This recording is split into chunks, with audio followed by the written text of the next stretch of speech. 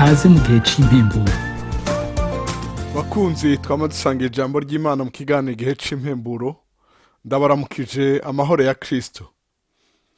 Ijambo dusanga riri muri Zaburi ya 30 umurongo wa 11 na 12.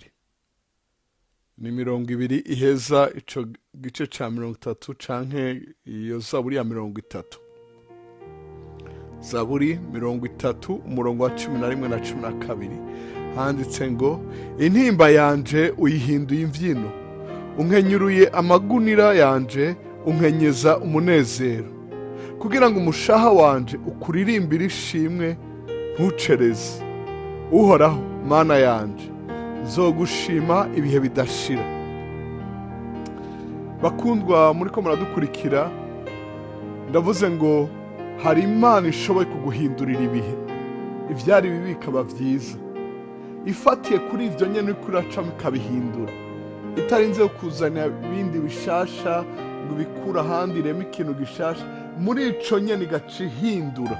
Imana ishimwe cane. Ivyo nyene ivyo Dawidi aravuga ngo, intimba yanje uyihinduye imvyino. Imana ishoboye gufata umwiza ikawuhinduramo umuco, Imana ishoboye gufata ubukene ikawuhinduramo ubutunzi, intege nke ikazihinduramo inkomezi nyinshi, nk'uko Pawulo avuga ngo mu ntege nke zanje ni inkomezi ziwe ziyerekana, kugira ngo icubahiro came kibe icayo. Haleluya. Ndakwifurije kuba muri ivyo bihe mwene data. Ivyo Imana yakoreye Dawidi nawe bigukorere. Wari kurasenga nk'uko Dawidi yasenga ku murongo wa 10 asenga avuga ngo, Uhoraho we, zirikana ungirire ikigongwe. Uhoraho mbere umutabazi. Ntiyari yorohewe, ariko muri ivyo nyene ntiyareka kwatura ivyo Uhoraho yamukoreye, ntiyareka kuvuga ivyo Uhoraho yamukoreye ubwo nyene no kwatura ukwizera kwiwe. Haleluya. Afata ivyo nyene, ivyo avuga ngo, Mana ubikureho, ivyo nyene ngo abihinduye. Intimba yanje uyihinduye imvyino, unkenyuruye amagunira yanje unkenyeza umunezero. Mu gihe c'ikigandaro ca mu gihe abantu ariko barasenga bihana ivyaha mu isezerano rya kera, bambara amagunira bishirako umunyota wo mu mbabura, wo mu ziko, aho inkwi zaturiwe ku gicaniro bakawirundako. Uhoraho yafashe ivyo nyene muri uyu mwaka wo kuzuka. Uhoraho aguhindurira, nk'uko hari kiriyo i Betaniya hahindutse umunsi mukuru, nk'uko hari ukwihebura igihe Yesu yapfa, ariko ukuzuka kuje haba umunezero, imitima iragurugumba. Ivyo vyose biherezwe n'iki? Nambaye ico Imana yagukoreye, nambaye ico witeze.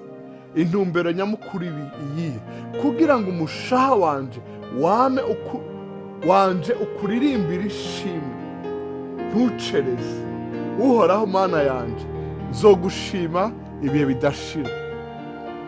Ibi vyose abigukorere, ibi vyose abihindure kugira ngo umushaha wawe uririmbe. Nturirimbe igihe ibintu bigenda neza gusa, ariko uririmbe ishimwe ntucereze.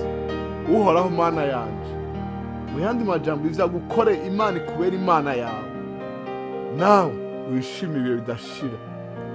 Uhoraho niko yavuze muri Zaburi ya 50, Zaburi igice ca 50 canke Zaburi ya 50 umurongo wa 15 handitse ngo, uzunyambaze ku munsi w'amagogo, nzogukiza nawe uzompesha icubahiro.